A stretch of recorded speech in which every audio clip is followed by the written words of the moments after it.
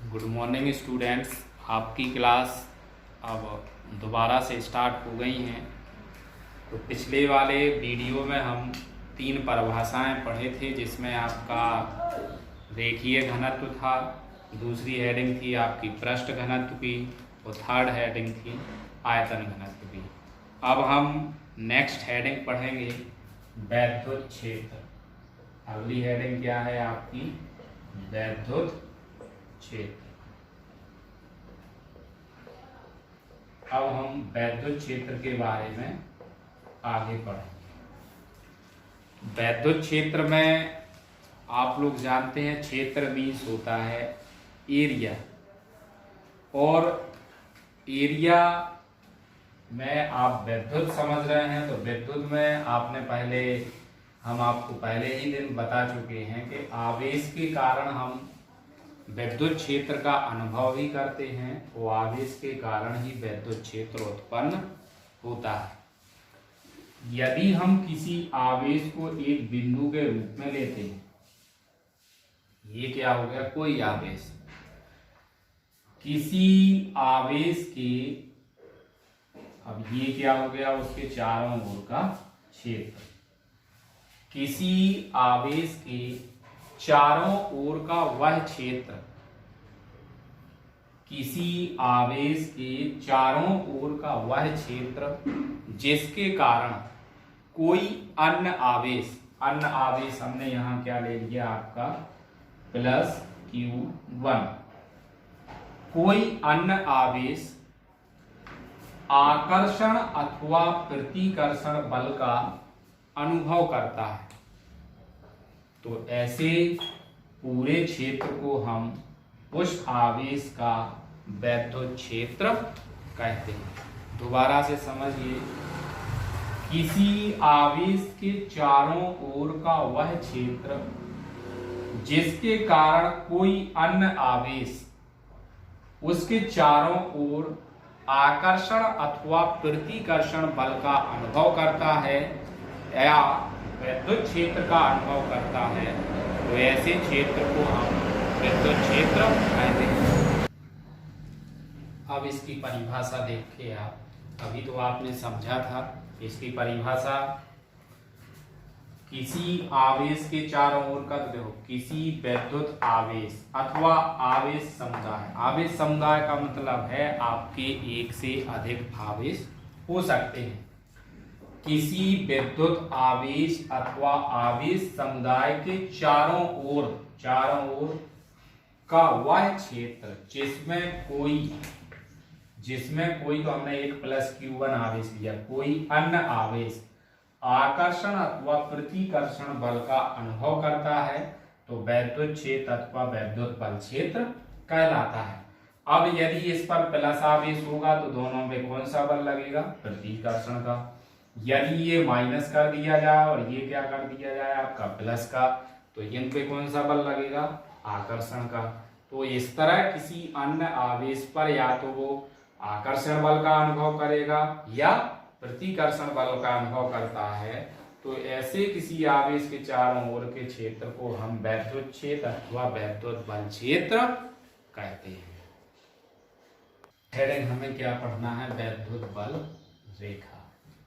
सबसे पहले हम इसका चित्र बनाते हैं, फिर उसके आधार पर इसको हम परिभाषित करते हैं।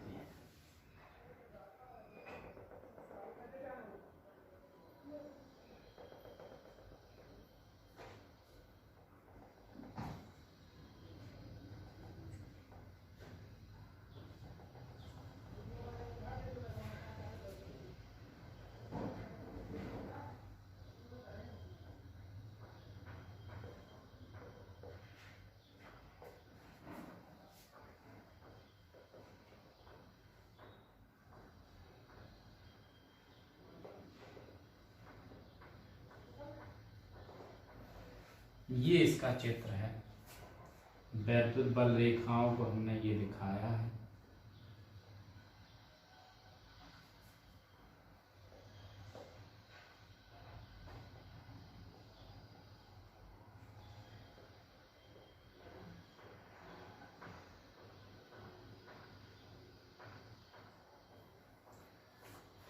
तो यहाँ हमने दो आवेश ले लिए, प्लस आवेश और माइनस आवेश। इसके आधार पर ही हम वैद्युत बल रेखाओं की परिभाषा को परिभाषित करते हैं। तो हेडिंग क्या है हमारी? वैद्युत बल रेखा। परिभाषा समझिए, वैद्युत बल रेखा। अब आप देखिए यहाँ हमने डॉटेड लाइन दिखाई है। डॉटेड लाइन का मतलब होता है कि हमें वह रेखा स्पष्ट रूप से दिखाई नहीं देती है, वह एक काल्पनिक रेखा होती है। इसमें एक शब्द आएगा काल्पनिक, इसीलिए हमने काल्पनिक रेखा का उपयोग किया है, क्योंकि यदि यह स्पष्ट रेखा हमें दिखाई देती तो उसको हम डॉटेड लाइन में नहीं दिखाते हैं। हम कल्पना करते हैं कि इस तरह की संभावना होगी, क्योंकि आप वैद्युत क्षेत्र में पढ़ चुके हैं। किसी आवेश, तो जैसे अगर हम उसको अपने रूप में समझना चाहें, कोई आवेश हम जैसे लेते हैं, उस आवेश के चारों तरफ हमने आवेशों का एक समूह लिया, उनको रखा, या निरंतर एक आवेश को घुमाएंगे।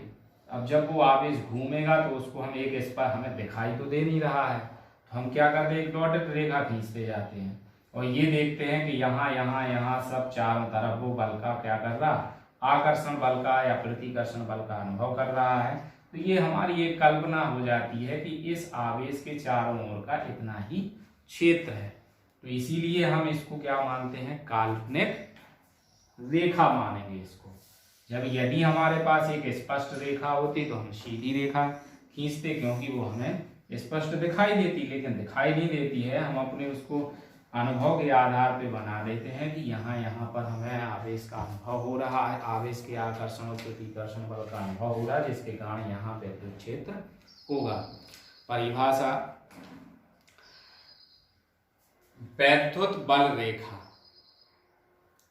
वैद्युत बल रेखा विद्युत क्षेत्र में खींचा गया, वैद्युत क्षेत्र में खींचा गया वह काल्पनिक निष्कोण वक्र है। अब काल्पनिक का मतलब कल्पना है हमारी, निष्कोण वक्र का मतलब है कि ये कोई निश्चित कोण नहीं बनाती है। निष्कोण वक्र है जिस पर एक स्वतंत्र आवेश, जिस पर एक स्वतंत्र व पृथक्कृत, जिस पर एक स्वतंत्र व पृथक्कृत एकांक धन आवेश चलता है।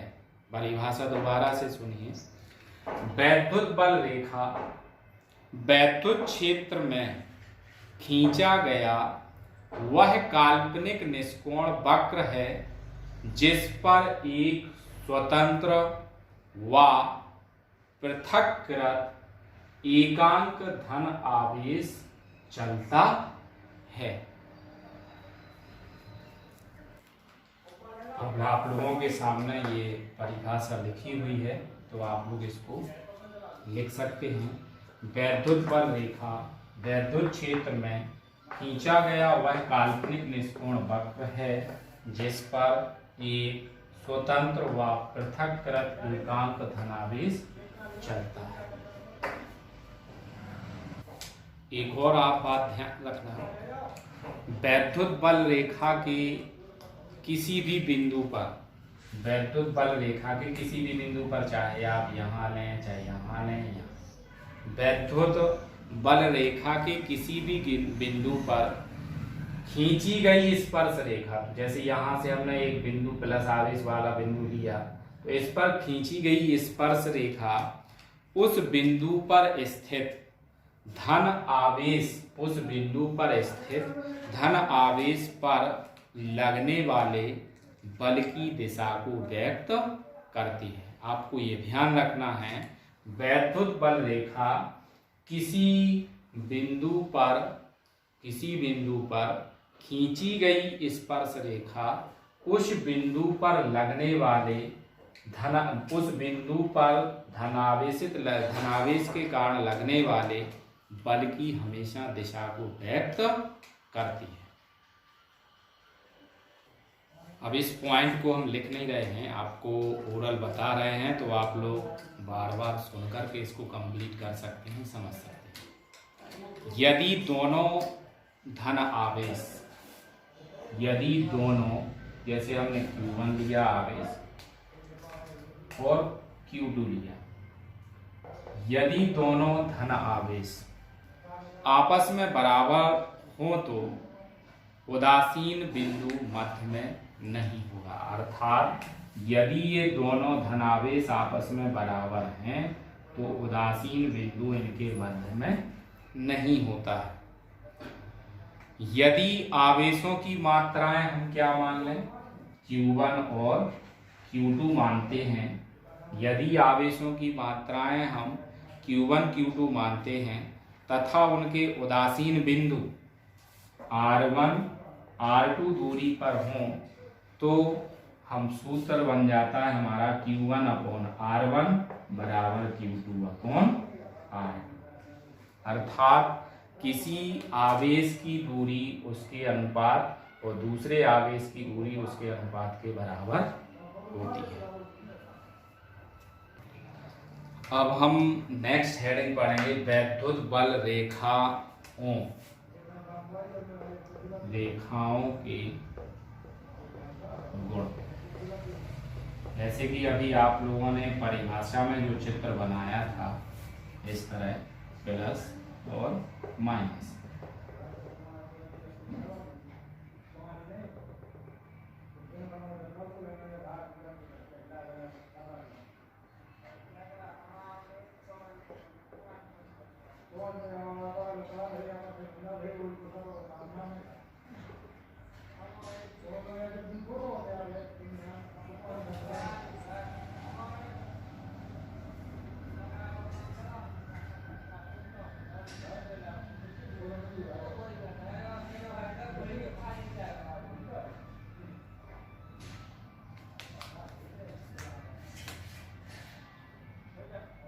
जो तुमने स्केच खराब है कर दो।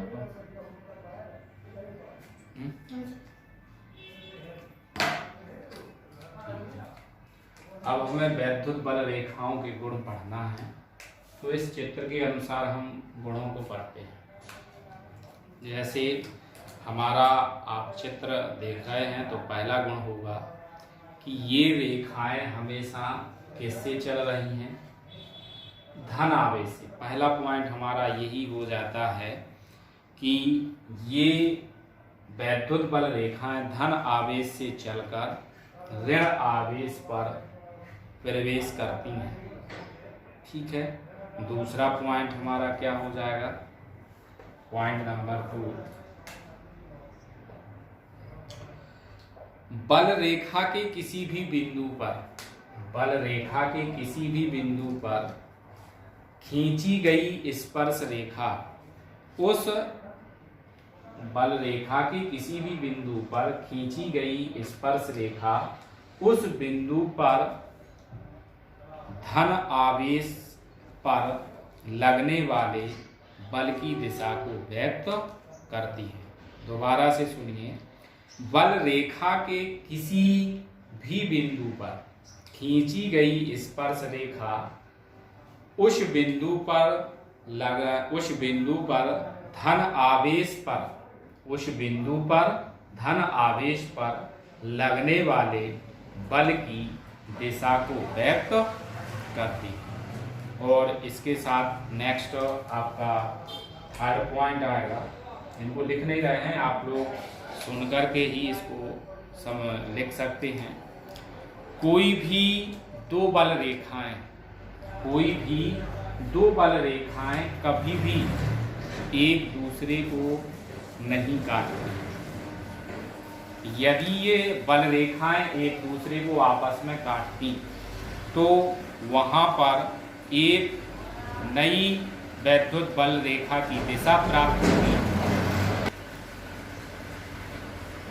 क्योंकि उस दशा में कटान बिंदु पर दो स्पर्श रेखाएं खींची जा सकती। जैसे हमने यहाँ पे मान लिया कि ये स्पर्श रेखा और ये स्पर्श रेखा दोनों इस बिंदु के कारण, अब यहाँ से हम दो स्पर्श रेखाएं खींच सकते हैं। अब एक रेखा आई, यहाँ एक बिंदु मिला और उस पे एक ही बिंदु से एक स्पर्श रेखा की, एक आवेश की दो दिशाएं नहीं हो सकती, अर्थात किसी भी स्थिति में दो वैद्युत बल रेखाएं परस्पर नहीं काटती। इसके बाद तीसरा पॉइंट है कि ये रेखाएं खींची हुई लचकदार, खींची हुई मतलब एक रस्सी यदि हम खींचते हैं तो एक लचकदार दूरी के लंबाई में सिकुड़ने का प्रयत्न करती हैं, इसी कारण विपरीत आवेशों में आकर्षण होता है। ये रेखाएं खींची हुई लचकदार डोरी की तरह लंबाई में सिकुड़ने का प्रयत्न करती हैं, इसी कारण विपरीत आवेशों में आकर्षण होता है। इसके बाद आपका फोर्थ पॉइंट हो गया। तो फोर्थ पॉइंट के बाद लास्ट पॉइंट आपका फिफ्थ है। ये रेखाएं अपनी लंबाई की लंबवत दिशा में एक दूसरे से दूर हटने का प्रयत्न करती हैं। ये रेखाएं लंबाई की लंबवत दिशा में एक दूसरे से दूर हटने का प्रयत्न करती हैं, इसी कारण समान आवेशों पर प्रतिकर्षण बल लगता है।